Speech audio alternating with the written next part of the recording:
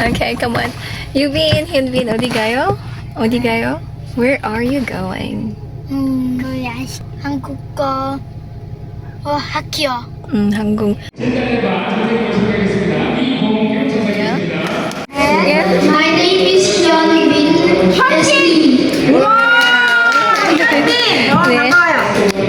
I live Yubin. I'm grade 1 and 6.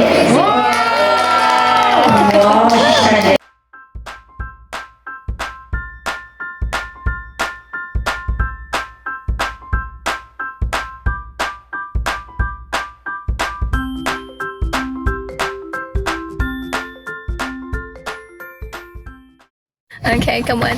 Yubin, Hyunbin, Odigayo? Odigayo? Where are you going? 한국어 학교. 한국어 학교 갈 거예요? 갈 거예요. We'll go. We're going to 한국어 학교. Yeah, Korean school today, and today is the first day of the school.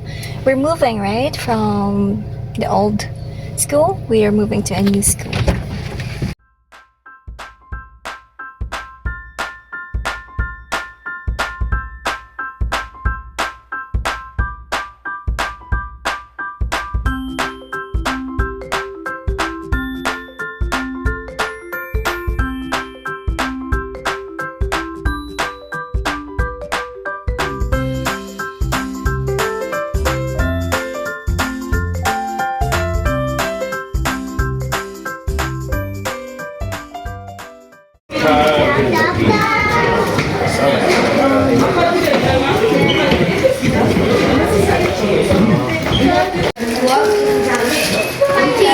Okay, kuya.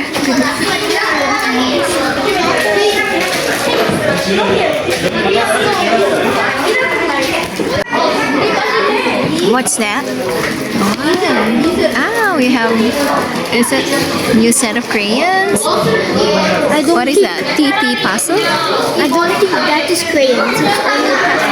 Oh, yung pastels. Ni myon 그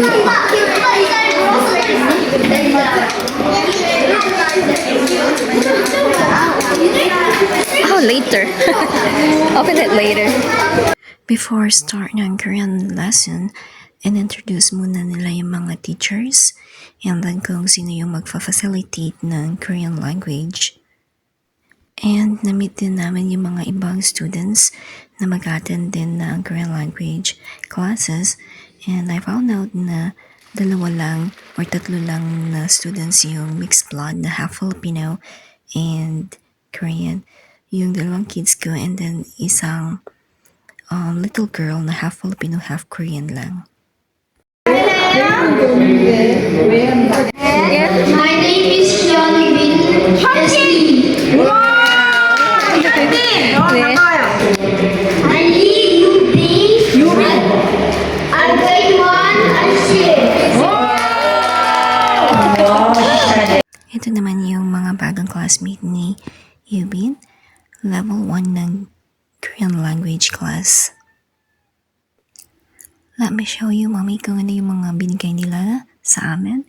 Yung bag na ganito, and then sinulatan nila ng mga names para hindi magkapalit-palit. So, lahat ng mga students, kapag boys, meron silang ganitong color na bag, and then for the girls, pink naman.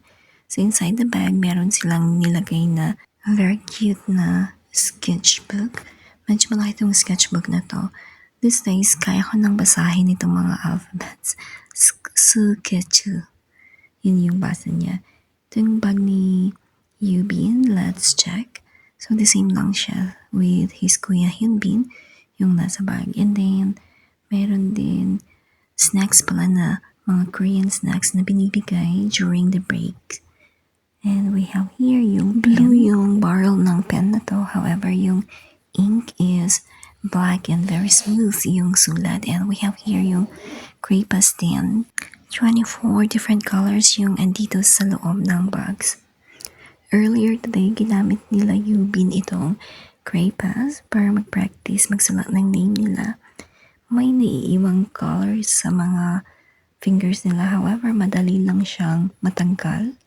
using the wet tissue. The good thing about sa mga Korean school, nagbibigay sila ng mga freebies, maraming freebies na school supplies, and then yung mga snacks nila, and even yung lunch. And very, very minimal lang yung binabayaran namin. So for my first son, 1,000, and then kay Yubin, my second son, 500.